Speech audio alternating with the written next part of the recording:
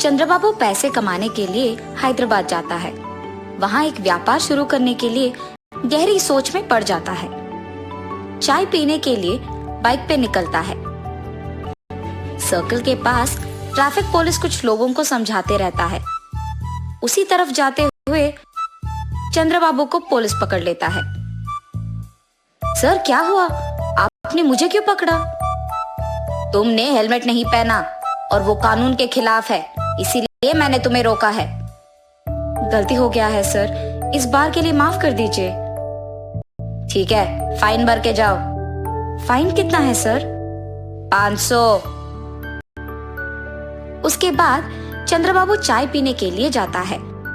चाय पीते हुए उसे एक विचार आता है, वैसे तो मैं यहाँ एक व्यापार शुरू करने के लिए आया हूँ ना, तो क्यों ना मैं एक हेलमेट का दुकान खोलूं।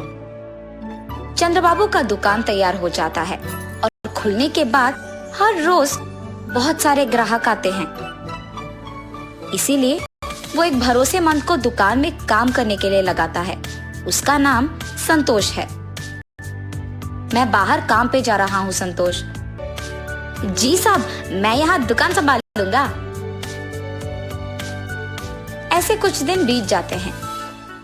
उसका व्यापार अच्छा चल रहा था और बहुत लाभ भी आता है।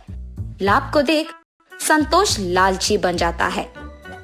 हमेशा की तरह चंद्रबाबू जब कुछ काम पे बाहर जाता है तो उस समय में संतोष कुछ पैसे चुरा लेता था दुकान से और चंद्रबाबू को कोई शक नहीं होता है। ऐसे ही कुछ दिन गुजर जाते हैं। संतोष, तुम्हारा वेतन कम है ना? जी साहब। ठीक है, अब से तुम्हारा वेतन होगा 10,000 रुपए। बहुत बहुत शुक्रिया साहब। अब से इस दुकान का ख्याल तुम्हें ही रखना होगा, ठीक है? मुझे गांव जाना होगा, वहां कुछ काम है। 10 दिन बाद आऊंगा। जी साहब, आप कहने तक मैं दुकान का बहुत अच्छा ख्याल रखूंगा। चंद्रबाबू के गांव जाने के बाद हर रोज के पैसे में से आधा संतोष ले लेता था। 10 दिन बाद चंद्रबाबू उसकी बेटी के साथ हैदराबाद आता है और सीधा उसकी दुकान पहले जाता है। इन 10 दिनों में कितने पैसे आए हैं संतोष? 50,000 साहब। अरे ऐसे कैसे?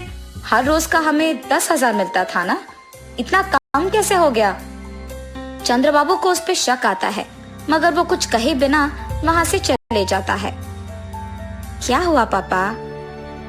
कुछ नहीं बेटी, मेरे गांव आने से पहले हमारा दुकान लाभ में चल रहा था, लेकिन इन 10 दिनों में बहुत कम हो गया है। लगता है कि हेलमेट ज्यादा नहीं बिक रहे। पापा, शायद संतोष कुछ पैसे ले रहा है। अरे नहीं नहीं, वो ऐसे नहीं करेगा, बहुत ईमानदार है वो। अच्छा ठीक है पापा, आप आके पहले खाना खा लीजिए।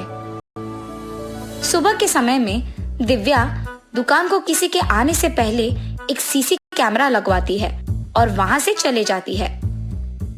हमेशा की तरह रोज के पैसों में से कुछ संतोष ले लेता है और ये सब दिव्या सीसी कैमरा के फुटेज में देखती है।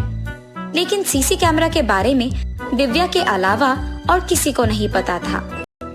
दिव्या उसके पिता को ये सब दिखाती है और चंद्रबाबू को बहुत गुस्सा आता है। संतोष, तुमने मुझे धोखा क्यों दिया? मैंने कुछ नहीं किया साहब। हर रोज दुकान से तुम ही पैसे निकाल रहे हो। अयो नहीं साहब, मैंने नहीं लिया। ये लो सबूत। उसे देख संतोष के मुंह से एक शब्द नहीं निकलता है।